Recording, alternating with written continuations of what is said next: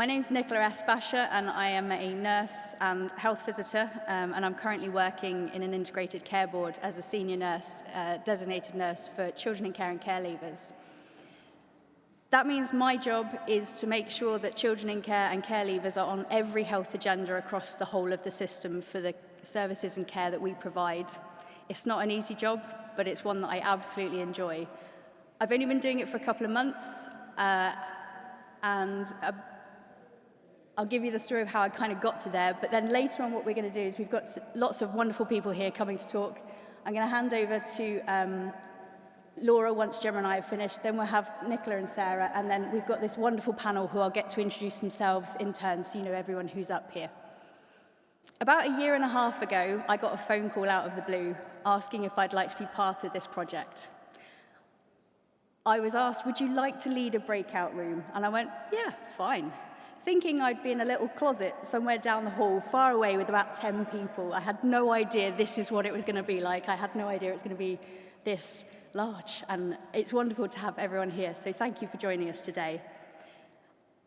I'm not an expert in mental health, but what I do through my day is try to make sure that the mental health of our care leavers and our children in care are on everything we do.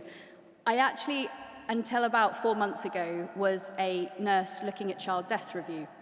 So my job was to review the deaths of children, and I was also, and still am, undertaking a PhD looking at how we learn and prevent the deaths of children. That morphed over time through my research to be about children in care and how we as a system learn about those deaths and what we can do to prevent them for the future, because I realised that even that side of it doesn't always join up and doesn't work that well either. It was Fatima's phone call that made me start to think about where my life had kind of changed. So I was actually, prior to being a child death review nurse, I was a specialist nurse for children in care, where I would go around undertaking health assessments and making sure that they had their health needs on their care plans and to make sure that we were doing everything we could. And I've kind of almost come back full circle again, back round, thanks to this event. So when Fatima asked me, she said, do you know of any people who have some excellent experience and some good practice to share? So these are some of the people I found and some of the people that Fatima and Gina found. And we're going to talk through some really good examples of good practice. But Gemma and I, first of all, are going to talk through a kind of a bit of a background.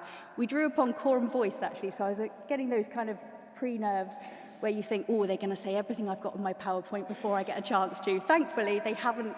It's such an amazing document. We haven't crossed, and we've got separate parts on our PowerPoint. So what I'll do next is I'll just get everyone to introduce themselves. So can I start with you, Laura, at this end, and then we'll just work our way down. Yes. Is this working? No. Is it working now? There we go. Hello, everyone. My name's Laura Dennis, and I am the Deputy and Education Outreach Lead at the Mulberry Bush in Oxfordshire. I will talk a little bit more about the Mulberry Bush and what we do when I present. Oh, hello. My name's Nicola Mundy. I'm Child Wellbeing Professional Lead for Learning from Child Deaths, and I have a public health role looking at prevention around child deaths. I'm based in Surrey Heartlands Integrated Care Board. I'm Sarah Lyles. I am a PSHE Wellbeing and Surrey Healthy Schools Lead, and I sit across both public health and education and work across the entirety of Surrey County Council. Hi, my name is Cathy Ashley, and I'm Chief Executive of a national charity called Family Rights Group, and we work to enable children to live safely within their families and strengthen the family and community ties of children who can't live at home. And we have pioneered the lifelong links approach, which some of you will have heard mentioned earlier today by Josh McAllister. Hi everyone, I'm Barry Fletcher. I'm Chief Exec at Youth Futures Foundation. Hello everybody, my name's Gemma Shannon. I am a Deputy Designated Nurse for Children in Care and Care Leavers. I'm a health visitor, I was a paediatric nurse. My experience was as a child in care specialist nurse, and I've also worked in Tier 4 and Tier 3 CAMS as well as management in CAMS. Hi everybody, my name is Siobhan Crosby, and myself and David Sleet run an accreditation membership in relation to mental health professionals. We've also recently opened up a CICC in Wanstead E11 in relation to providing low-cost therapy by qualified therapists. I've been doing this for a long time. My own father went through the care system. It's a very passionate area of life for myself and for David. I think she said most of it. So I'm Dave Sleet. I've been a psychological coach for over 20 years. APA is the only voluntary register that does a huge amount of putting preventative mental health support into children's social care. So I'm really looking forward to the panel conversation, but also conversations with everybody that's here. Thank you for being here too.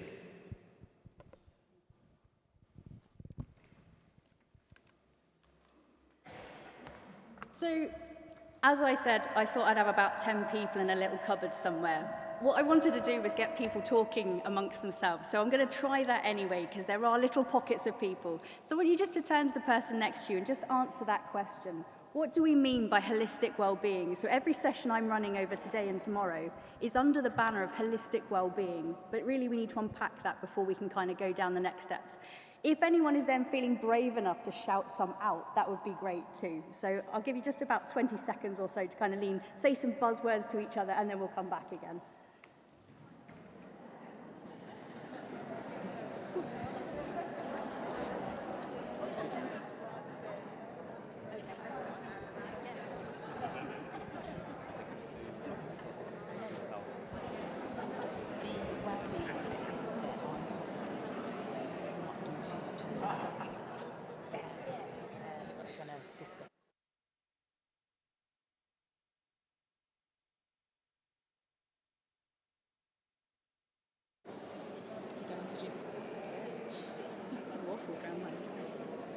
Brilliant. All right, so let's kind of have some words. Who fancies shouting out some of those words? Just shout them out. Don't worry about hands up. What does holistic well-being mean? Whole person. Brilliant. Anything else? I feel like I could... Social connection. Beautiful. Anything else? Balance. Nice. Anything else? I think that was valuing yourself, is that right? Perfect. My hearing's not quite that good down the back. Anything else? Working together. Nice. Mind and body. Excellent. So there are a lot of, when you look online, there are a lot of tools that suggest they cover holistic well-being. And the kind of key ones that come out every time are about the physical, the emotional and mental, the social, the environmental, the intellectual, the occupational, the financial, and the spiritual. And all together, that makes your holistic well-being. We heard earlier about the Quorum Voice, and this is taken from their report. And they look at ways in which that you can look at well-being for children. So the one in the middle is about the factors associated with well-being for all children, regardless of age. And then on one side, they've got the kind of 4 to 10-year-olds, and then on the far side, they've got the 11 to 18-year-olds. And a lot of things in there are not that groundbreaking. They're things that we all take for granted. Things like carers noticing feelings, an understanding of why their care experienced, having practice for life skills, no worries about feelings and behaviours, happy with how they look. These are all kind of things we all hope for in life. So this is the Bright Spots programme. This is how they've used to assess the well-being of children in care, and they've identified positive indicators that reflect the child's overall well-being, and this has been co-produced with care experienced children and young people to reflect what they feel makes them a good life. So the wellbeing indicators are collectively known as Ashani. So it's safe, healthy, achieving, nurtured, being active, respected, and being responsible and being included. So we know that children in care, it's really great that 83% felt that life was better in care, but then also that doesn't indicate what life was like before. So yeah, it's great that it's better, but where are we at now? That's what I think we need to ask ourselves.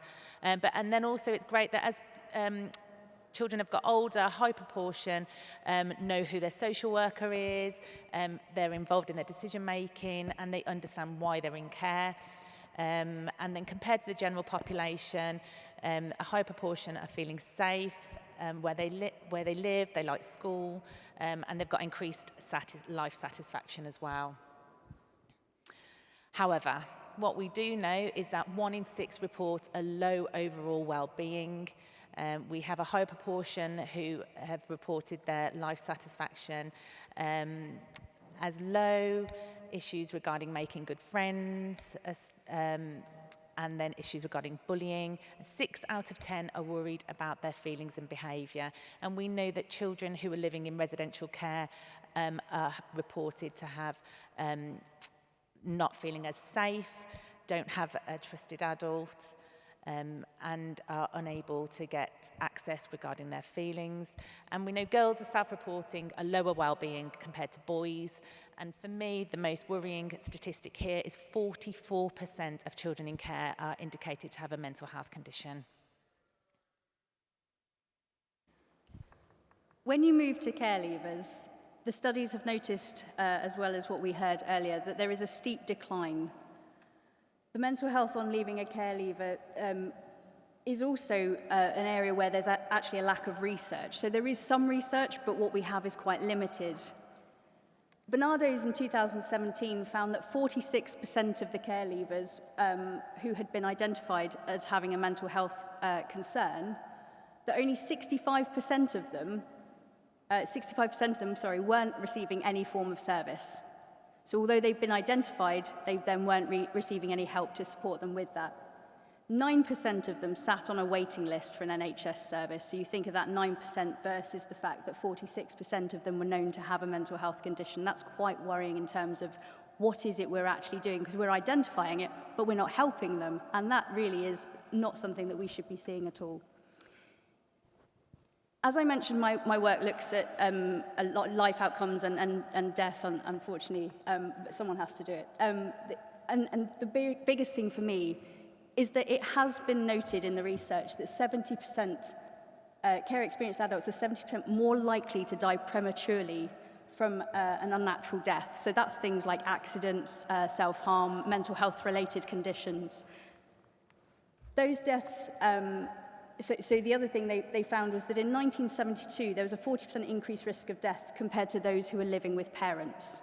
That's in 1972. Fast forward to 2001, and you're looking at a 360% increase. And that's really stark figures that we shouldn't be ignoring.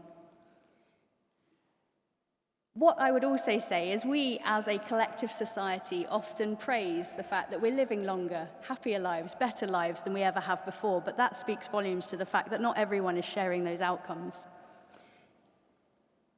The other thing is the inequalities for care leavers to children in care. So we often, across service provision, group them together. I have it in my job title with both of them. What I can do for children in care in my job is far bigger than the power I have for the care leavers. Because there's not very many services I can rely on. There's not much money I can go with. It's a very, very sad way of looking at the service delivery. And this is where we see people transitioning and dropping off services. The access to those services have different criteria to when they were a child, or they might have longer waiting lists. There's no lead health professional for children when for care leavers once they've left care. So children in care have a specialist nurse who sees them for their annual health visits, makes sure that their plans are being met by the health service, and make sure that we review those to keep on track. When you become a care leaver, it's your GP. There are small improvements, there are pockets, and we are, in our area in particular, are working really hard to kind of make that equitable, looking at places where they have a care leaver nurse in place to keep that kind of continuity. We know that that transition between 17, 18, 19 is such a hard time for anyone, but when you start putting in the fact that your placement might you lost your house, you're finding a point where you need to start work and your mental health was already shaky to start with, we should really be wrapping around that rather than pulling the services back. So this is my biggest bugbear in life, the barriers. What are the barriers for children in care and care leavers accessing mental health? My previous role was as a manager in a CAMS service, and prior to that I was a specialist nurse for children in care. Prior to that, I had been working in CAMS, so I'd worked in Tier 4 CAMS and community CAMS. My first experience of working in community CAMS in an area that I will not name, and it was 17 years ago. I did a CAMS assessment for a child, and I went to present the formulation, and I was told, oh, hang on a minute, this is a looked after child, we don't provide them a service. And I was like, pardon? No, they don't. I was like, okay, well, who does? It's the local authority. And that was it. And that was 17 years ago. It's much better, but that's kind of led to where I am now, actually. As a child in care, so I'd had lots of CAMS experience, Tier 4, Tier 3, and then as a child in care specialist nurse, I came across a child who I will call Joe. I pulled up at the children's home and I noticed that the car park was full of like vintage Mercedes, very expensive cars. And I was like, oh, the staff here seem to have very unique cars. Unfortunately, when I went in that care home, it was like a scene of Lost Boys, and I met Joe, and I was a paediatric nurse with CAMS experience, so I was really, really fortunate to be able to do a fully holistic health assessment. And so we spoke about we got to know each other, we had a chat, I did his health assessment, and I incorporated his mental and his emotional health, and he told me quite clearly, oh yeah, I have a plan to end my life. He said, I'm not gonna live like this. And I was like, okay, it wasn't the first time I've been told this. Okay, can you tell me some more about this? He said, don't be silly, because I know what you're going to do with that information. So no, I'm not going to tell you. I was like, okay. So my CAMS nurse in me, my shackles went up, and I started thinking about all the ways I could help Joe. We got on really well, and I said, I'll be in touch. She went, doubt it. And unfortunately, he was right. There was absolutely nothing I could do for Joe. I rang the CAMS crisis team. They went, sorry, he's not our child. I was like, what do you mean he's not your child? He's in your area. Yeah, but he's going to break down that placement and he'll move. I was like, but he hasn't now. Can we get out to see him? No. Sorry, we can't. I said, well, I'm going to go myself and see him. He wasn't there. It turns out he was being exploited. He did move, and unfortunately he ended up in secure accommodation. But that was, again, why I'm here now, because I continue to fight for equal access for children in care to CAMS services. So it has improved over time. The last role that I had, we ensured that what we need to do is we need to go to the mental health commissioners, and we need to be looking at referral pathways. We need to be addressing the waiting lists. And there is some pockets of individual funding that are available for children in care. And although finances are difficult at the moment, one of the difficulties that we have with children in care are the frequent moves. And so there's a need to address the waiting lists and making sure that children are fast-tracked within CAMS services. And then obviously, like Nicola said, addressing the huge gap for care leavers as well. So yeah. So what we can do to improve, making services child-focused, hearing the voices. So as I mentioned, Joe, actually listening to his voice. But a lot of children in care aren't actually being communicated to. So a child who enters a CAMS service will be offered a confidential health assessment, whereas in many areas in the country, a child in care will not be offered a confidential health assessment because the network around them will be speaking on their behalf, which is really important. It's really important that we speak to professionals because they 100% are advocating for the child, but we also need to be speaking to the children and the care leavers themselves, and we need to be assessing them and their mental health holistically as if they were not a child in care. I'm really passionate about that, listening to the voices, and we need to be empowering children in care to know that and to ensure that they're understanding their own emotions. They need opportunities to be trusted and practice their life skills, and we need to empower them, and we need to help support the people who are caring for children who are struggling with their mental and emotional health, and understanding that their behaviours are normal in the context of their trauma. And so if we can provide as much support as we can to the network of people who are around them, then that's will go a long way. And then building, repairing and working with the relationships of people's lives. So within a CAM service, there is, family therapists. We've got a wide range of practitioners who can work with the families that are still really important to children in care. So even if they're no longer in the network, that reunification work, I think, should still be happening.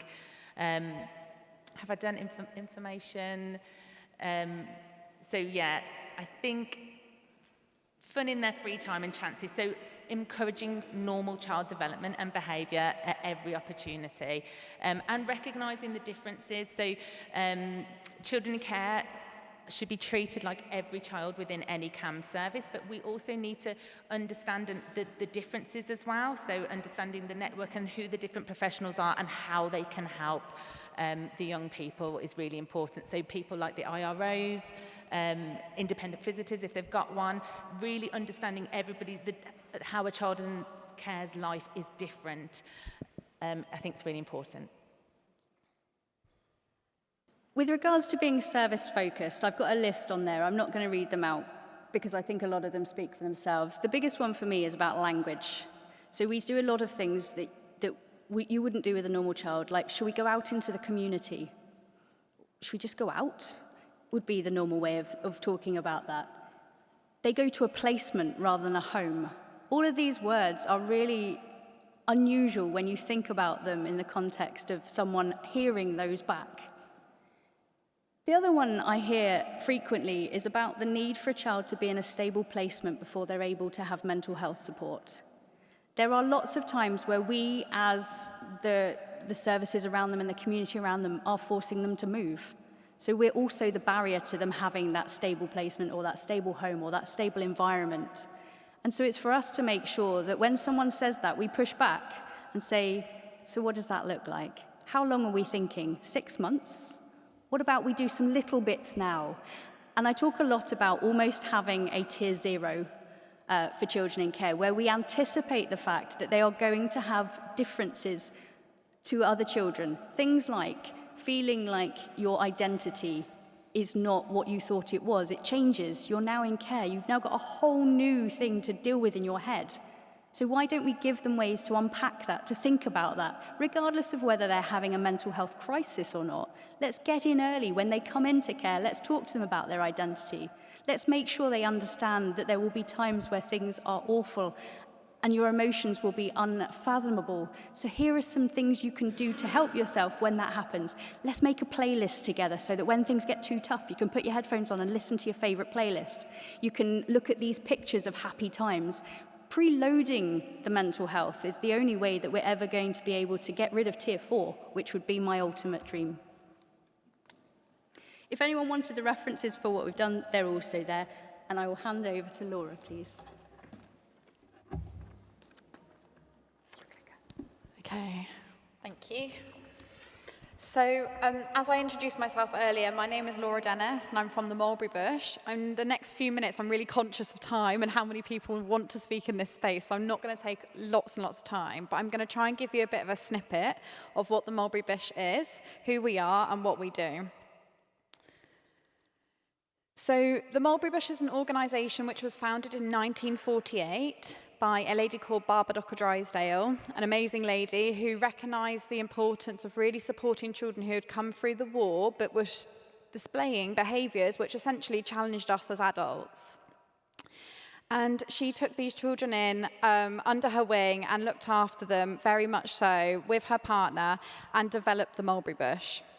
So we're based in Oxfordshire and we have different sections of the organisation. One of the main things that we've got is we have a school and 5 on-site residential homes. Pretty much 99% of our children are from the care system, and we look after children who are between the ages of 5 to 13 years old. The children that we support have all experienced significant early life trauma, as all children do when they go through the care system. They've often had very, very traumatic starts to life. And when they arrive with us, they're quite often at crisis point, which means that we support them by showering them with love, nurture, care, and offer them nothing but consistency day in, day out, no matter how hard the day was before. We turn up every single day, and that is not something that they're used to.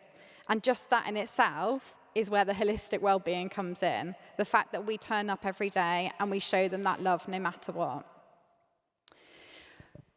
I'm just going to skip on.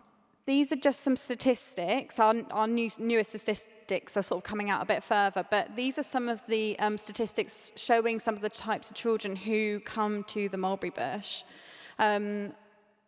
35% have experienced physical abuse, 68% experienced neglect, 21% have experienced sexual abuse. And I know these are topics which have come up this morning. And one thing that we recognise is that we will never be able to take away what has happened to them, but we will absolutely be able to be alongside them, be empathetic about what's happened, apologise for their experiences in life, because it's been, unfortunately, it's something that's out of our control.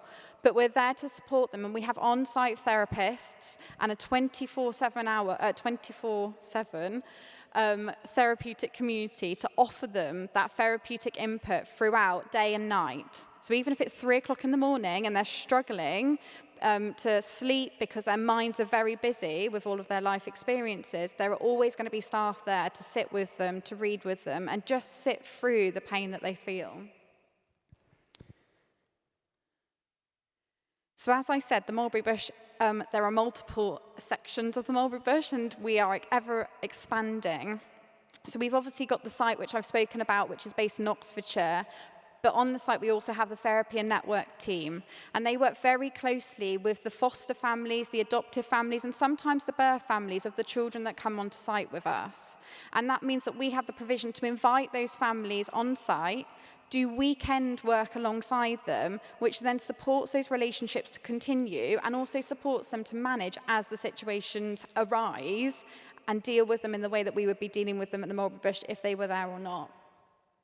We've got the outreach team, which is the team that I'm part of, and I'm really passionate about the outreach team because what we do is we go out into education, social care, criminal justice, and the healthcare systems, and we're upskilling the workforce because although care for children is not a new thing, there is still so much skill set that so many people aren't quite getting right. So we're working very therapeutically with everyone in different sectors to support them with working with these children. We've got a research team, so a lot of our work, well, nearly all of our work actually is underpinned by research because we really recognise actually we need to show, well, what's the evidence? How do we know this works? And thankfully, we've got this fantastic research team which backs up lots and lots of this. We've got the consultancy, obviously we've got marketing and fundraising. We've got a beautiful site in Toddington, which has got a residential block which we can take the children to for residential trips, but also invite other organisations to. And we have an archive, because every single child that stepped through the Mulberry Bush's door has a story. And that story has to be kept somewhere. And one of the things I really wanted to talk to you about this morning is the fact that we've talked a lot about, or we've heard a lot about, what happens to the children and the young people once they move out of the care system. One thing that we never ever do is close our door at the Mulberry Bush. We have got ex-pupils from 1948 continuing to come and visit us every single year. They stay in contact regularly, and we continue that support. Just the other week, I took one of our ex-pupils to Oxford Brookes University to speak about the importance of relationships and what she got from her experience at the Mulberry Bush. She's 33 years old. She's got 3 children now. Our previous CEO went to her wedding. She still regularly speaks to us as staff teams for advice on how to bring up her own children. And there you go again, that's the holistic well-being. We're never closing that door. Yes, she's over 25, but we're not stopping.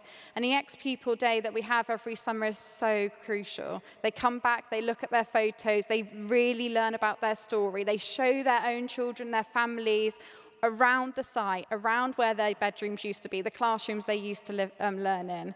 And that then helps them to tell their story. This is a little bit about our model, which I kind of think I've covered. We're a therapeutic community. We do lots around sort of thinking about the group work. Every child in our setting will have a voice. And that's another thing that's been spoken about. We have to listen. What are they telling us? What are the children and young people telling us? What do they need? I think that's sometimes something that we completely forget. Research is heavy in it. We quite often think about what adults tell us and the data tells us from adults, but we don't get the pupil voice.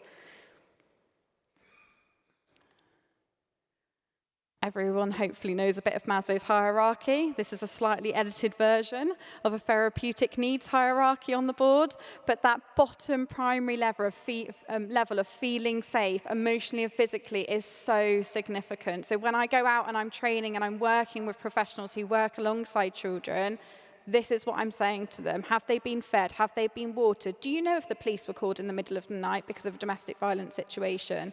Because if that's the case, and then they're having a bit of a tricky day in the classroom, please don't permanently exclude them, because that's not going to be helpful. So I'm constantly reiterating that to educators. We're underpinned by 3 core principles which run through and through like a golden thread for our organisation. And that is a psychodynamic approach. So we're constantly thinking, what is the behaviour that we are seeing communicating to us? What are they trying to tell us through their behaviours? And that's not just at the child level, that's also at an adult level too.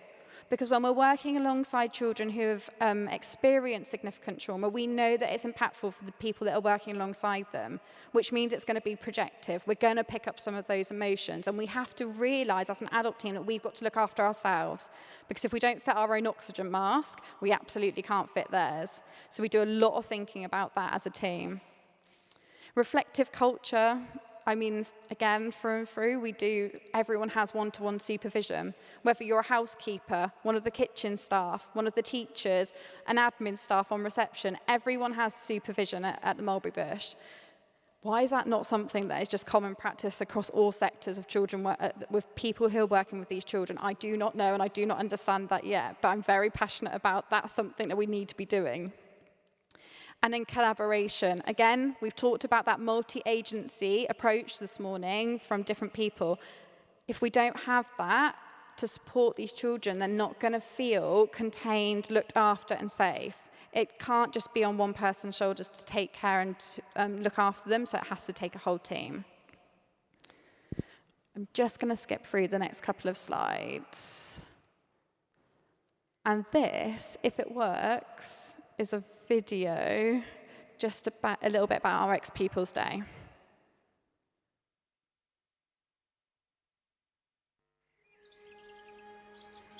It's not the building, it's the ethos of the Bush.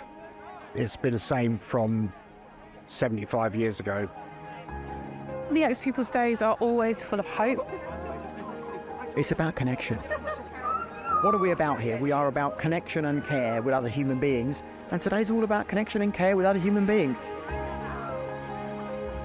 Just a really special day. It's so lovely to see people come back. In some ways, I suppose it's a celebration of being together, of working together and finding a way forward.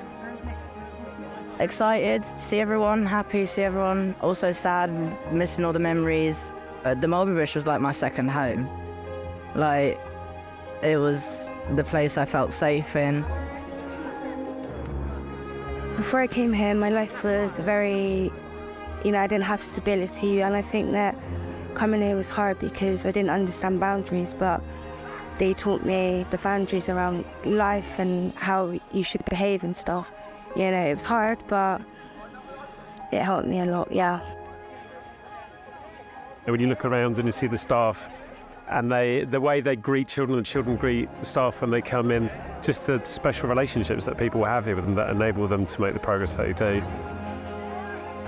I think it's really important for ex-pupils to have an opportunity to return to the school because it was such an important place for so many of them.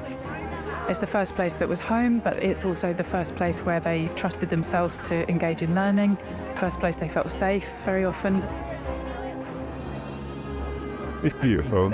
It's beautiful to come back and reconnect. I mean, I needed it. I didn't realise how many years in my life growing up what was missing, that I didn't know what it was. And it was really within lockdown when I found Eschbaecher on Facebook that I realised that was the gap that was missing that I needed to revisit.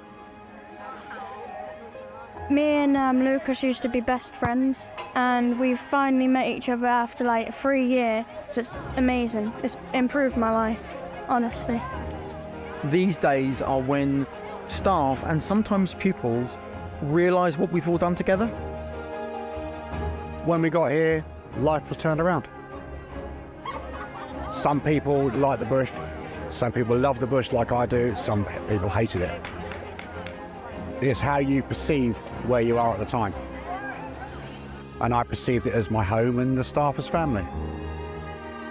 It's a great reminder of why we do this job. You know, the job can be so tough and there are really difficult times for us all, including the children and their families. I do struggle with anger issues, I'm not going to lie. But that's helped me shape who I am. And no one wanted to change who I am, they wanted to work with who I am. And there's been so many adults in my life that haven't been able to achieve this, but they somehow managed to do it with me. And that's what I really want to thank them for.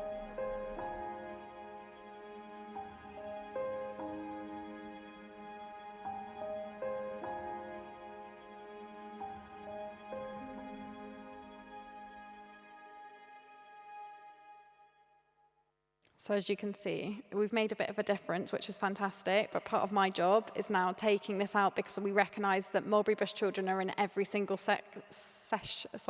every single setting across the UK, and so we need to make sure that the practice that we're able to do with those children in Oxfordshire gets out there into the other settings. So thank you very much for listening.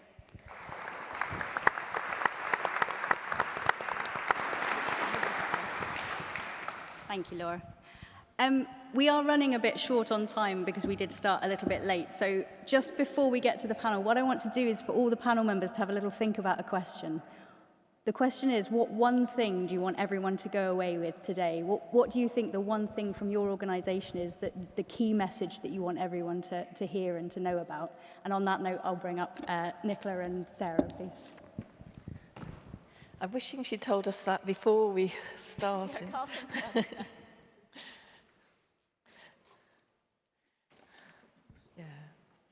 Right. Okay. Lovely to be here, facing all these people today. We're really pleased to be able to take you through some of what we are continuing to do across Surrey to help every child to thrive. I was very aware when we were asked to speak today that there's a vast array of roles, experiences in the room. So again, I'm just hoping that we have something for everybody, or at least that people can understand where we're coming from and think about your own situations, or if you work within a system, be thinking about your own systems, because what we've got in Surrey is going well. It's pretty good. But you will also have good things in your systems as well. And I'm sure that you will see a lot of mirroring of what we're doing within some of the work that you're doing. And I think earlier today, one of the panel members said that things are simple. What we're trying to achieve, actually, what it boils down to is pretty simple. And I'm hearing the core themes constantly: love, nurture, care, compassion, belonging. Those elements are simple in some respects, but getting them across complex systems universally, that's where it can become not so simple. So I think we're all on the sort of same page there. So do be thinking about your own provision. I don't think I need to say who I am because I've already done that. So yeah, my background is schools and education, but sitting with public health now. So I think something for both of us and why we work together so well is because we're both really committed to working around prevention and that holistic evidence-based working. So what we're doing is part for our work is developing and strengthening partnerships with purpose, essentially. So it's more than just talking. What we do a lot of is doing, focusing on actionable change. So like Sarah said, there are some simple evidence-based actions that we can take that we know that work, so that we don't get lost in the complexity of some of these issues. And we want to look at overcoming barriers. And for us, that evidence-based, but also that child-first approach is essential to everything that we're doing. Yeah, and we also work very closely with our virtual schools as well. And it was then when I came, we did ask, didn't we? We said what sorts of things. And they should just said, what you would only say anyway, Sarah, but partnerships with purpose. Very much just what Nicola's just said. Okay. So this is what we aim for in Surrey. We aim for that synergy, that togetherness. We try and bring everything together in a united approach.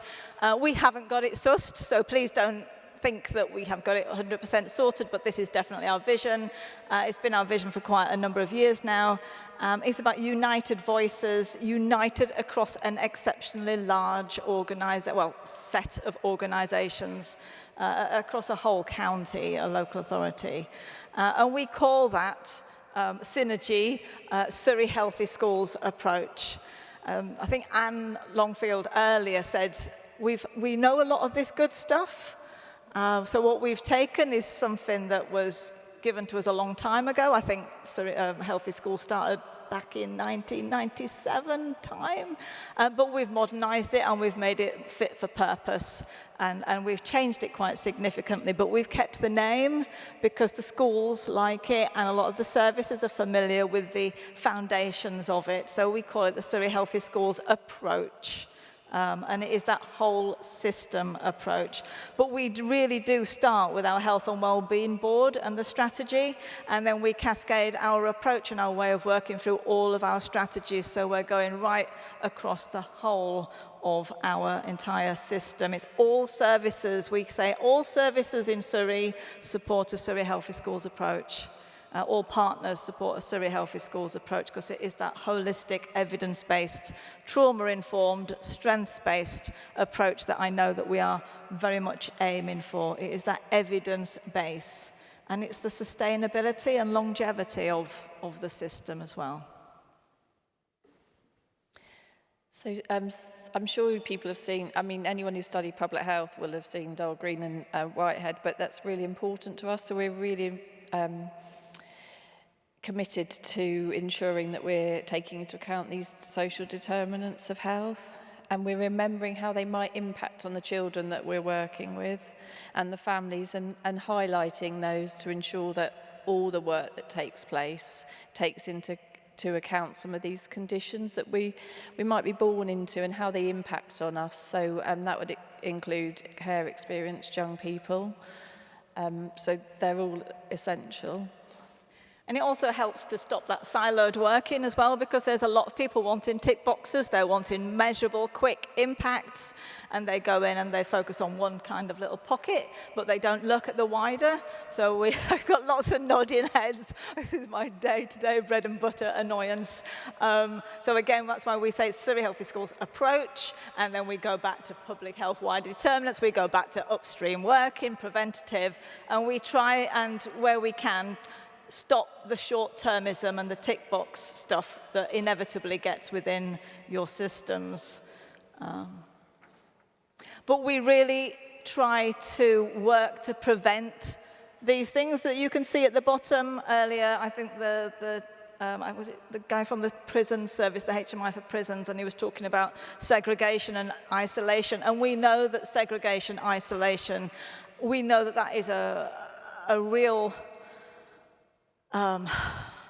huge risk factor, isn't it? That's what we don't want. We know that that a lot of young people, or people in general, can go down many, many paths because they're isolated or marginalized, and really they're just wanting that sense of belonging, so they might seek help in places that we don't necessarily feel are the most helpful. So we try to prevent isolation, marginalization, disengagement, all opportunities we work to prevent those things, but we work to really strengthen and enable that integration and engagement. So the strengths-based language, we really try to focus on that instead, because it obviously mitigates all those things that we're trying to prevent, but without sort of raising the profile in an inappropriate way. So it is then linking to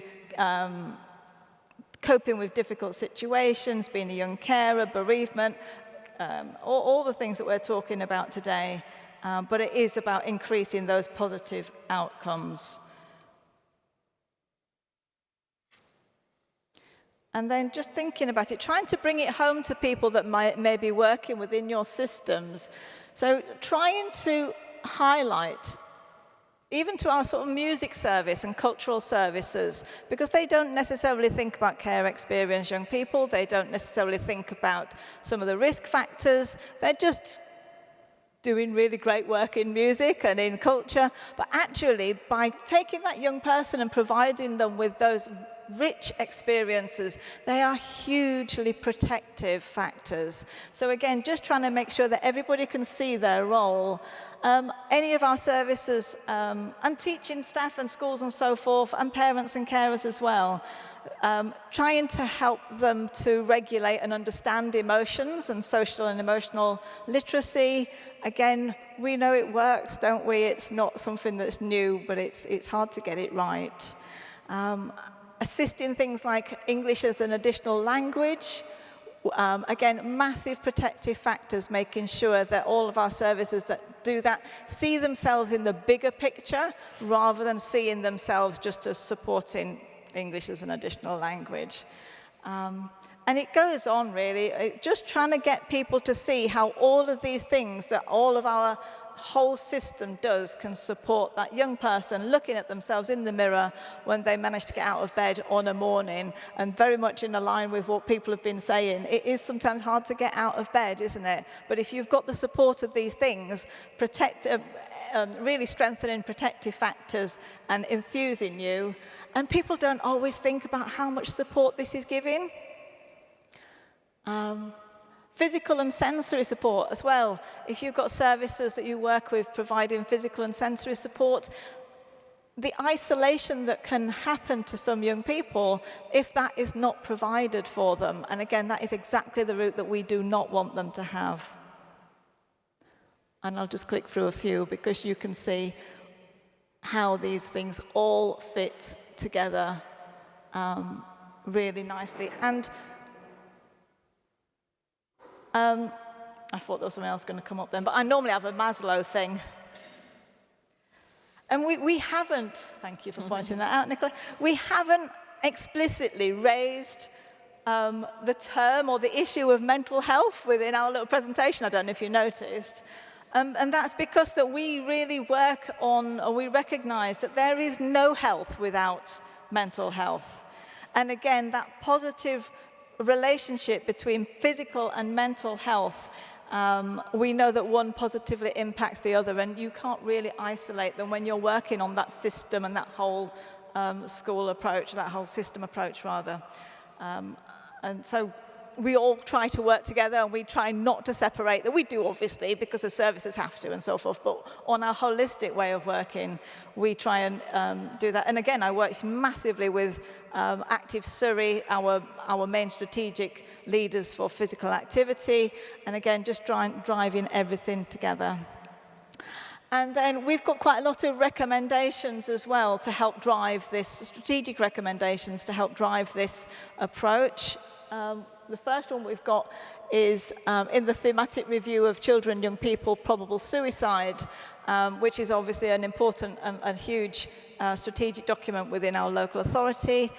One of their main recommendations is that all schools should develop a Surrey Healthy Schools approach, and all services and partners should assist young people in working in that way. So it just extends to wider than schools. Also, the Corporate Parenting Board is also embedded within their recommendations and their strategies as well. we've got this approach running throughout food strategy. And again, you might be thinking food, care experience, children, but actually it's great when you've got this running through, you've got this golden thread running through everything that's going on. That you're, like I keep saying, it's not fully working, like we ain't got it licked, but this is what we're really aiming for. Oral health strategies as well, so just making sure that all of this is coming together. And also we've got the Surrey Police on board, we've got the Surrey Fire Service, so all the things that they go and do in schools and work with the communities and so forth, they've got all this in mind. They're much more trauma-informed and strengths-based than they've ever been. Again, just driving it through commissioners and wider services as well. Anything to add, Nicola? Nicola's looking at us. Nicola's looking at us. Yeah, the time. Just a couple of things here for you to see. We've just trying to bring things together into that really joined up way of working, because what we were noticing was that people were jumping into the targeted support too late. So again, we've just put something together in Surrey to try and make sure that people are really thinking and focusing on the services that can support with prevention. And so this is Surrey Support Map.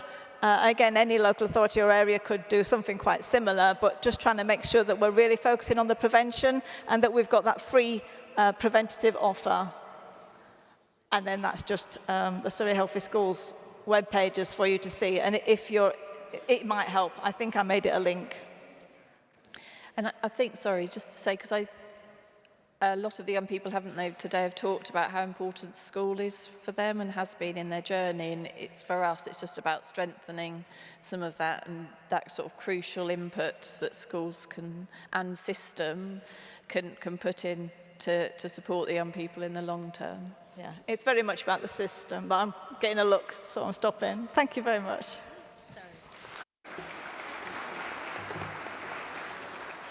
So as we come to the end of the session, what I would say is please don't underestimate how scary it is to be up here and how you start to talk and it unravels and you're not quite sure what you said and what you haven't said. So what we were hoping for was a panel discussion with all the people who are on stage. And as I said, I've cut that down. So it's about one takeaway from our panel of what we want people to take away with them with regards to their service and what they're offering in terms of mental health. To be equitable and fair, I'm going to start down the opposite end. Apologies. If you could just say one thing that you want everyone to take away from the things that you've learned in the work that you've done, please. Okay, so events like this will always focus on system change, system evolution and growth. No child, no young person, no human being connects with a system. Every success that comes out of the system comes from a connection between human beings. Ask yourselves, what are you doing to raise the trust, the understanding and the belief of the young people you're working with for them to succeed?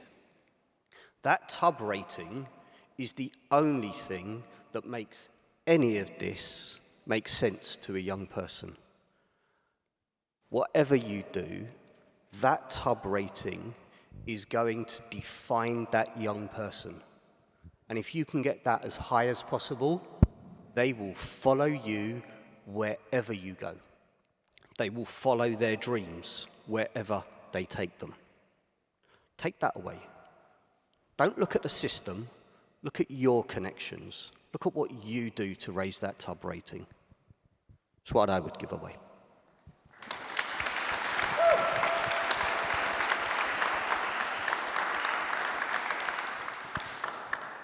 Firstly, I'd like to apologise. I am deaf. I do wear hearing aids. That makes microphones for me incredibly difficult. I literally couldn't translate anything from the side, but I can from the front. I do apologise because it does affect me. What I'd really like people to appreciate is care. If you don't care about the people that you are working with, as children in particular, but adults too, it's irrelevant. Don't do the job. Children that come from care backgrounds, trauma backgrounds, they come from a high alert system. That high alert system will pick up every ounce of insincerity that anybody can give. They know when you're genuine. They know when you're not. Because they've been trained through the abuse that they've been through in relation to the psychological development that they have been through and impacted on by the trauma. Trauma creates a muscle memory. That muscle memory will play out with every single child you come in contact with. And they notice everything. They notice footsteps walking down a hall and the different tones of how people walk. They notice where you're looking at the front of you, the side of you, the clock. They notice everything. Because many of these children had no choice but to notice and look to protect themselves, whether or not that's through hiding, whether or not that's through running. It is imperative that we understand that care is the most essential part of working with any child, any adult from a therapeutic perspective. Without that care, please don't bother, because they'll know. Thank you.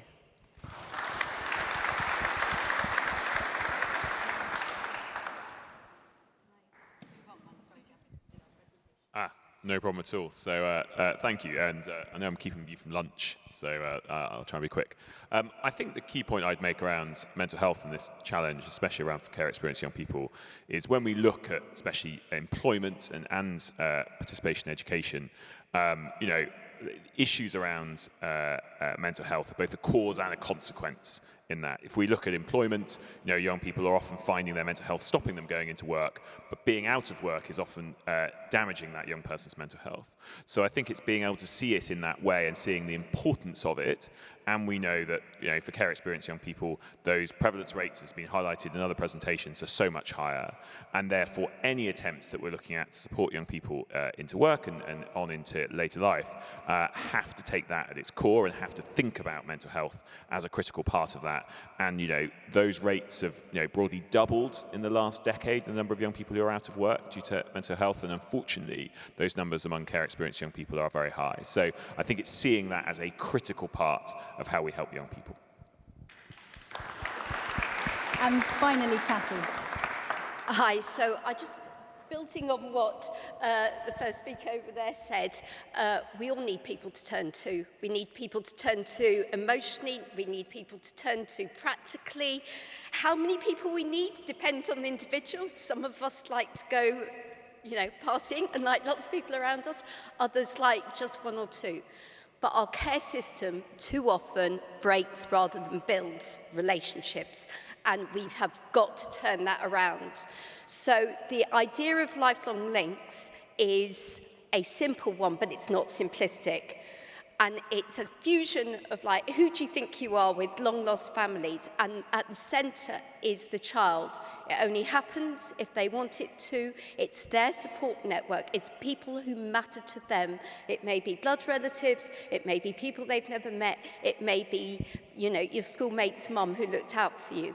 But our system too often breaks those relationships, and it's critical that we do and build a system which actually nurtures.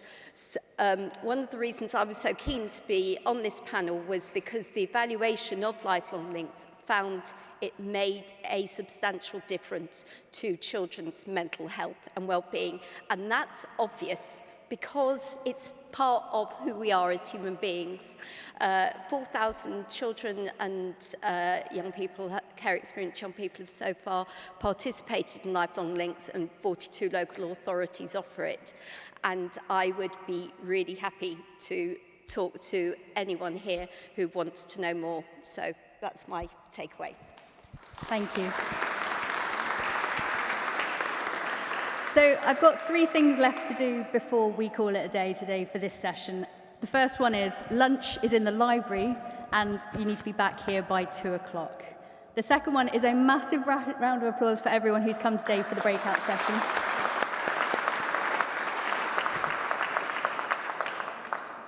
And the third one is a bit of a shameless plug, I won't lie.